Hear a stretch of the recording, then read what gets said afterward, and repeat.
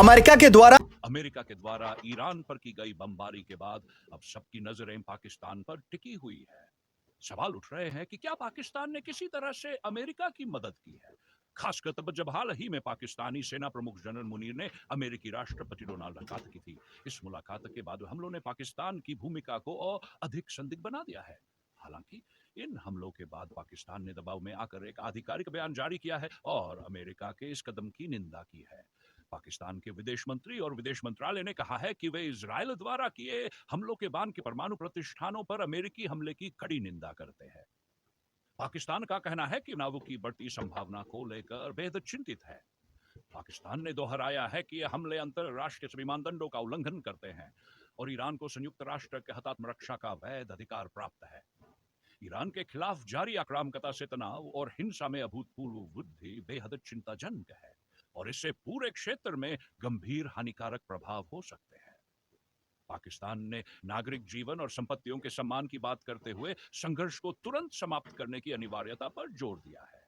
उसने यह भी कहा कि सभी पक्षों को अंतर्राष्ट्रीय कानून, विशेष रूप से अंतर्राष्ट्रीय मानवीय कानून का पालन करना चाहिए। पाकिस्तान ने यह स्पष्ट किया है कि क्षेत्र में संकटों का समाधान केवल बातचीत और कूटनीति से ही संभव है। हालांकि पाकिस्तान बातचीत का पक्षधर दिख रहा है और अमेरिका के हमले की निंदा करते हुए ईरान को समर्थन भी दे रहा है, लेकिन इस पूरे घटनाक्रम में उसकी भूमिका को लेकर संदेह बना हुआ है। ईरान और इजरायल के युद्ध के दौरान जब अमेरिका ईरान पर दबाव बना रहा था, उस समय पाकिस्तानी सेना प्रमुख अमेरिका के राष्ट्रपति ट्रंप के साथ डिनर पर थे। इस मुलाकात ने कई सवाल खड़े कर दिए हैं।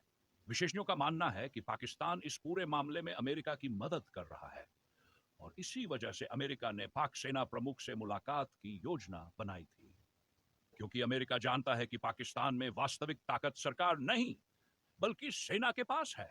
ऐसे में यह देखना दिलचस्प होगा कि क्या ईरान अब सीधे अमेरिका को निशाना बनाता है या फिर खाड़ी देशों में मौजूद अमेरिकी सैन्य ठिकानों को।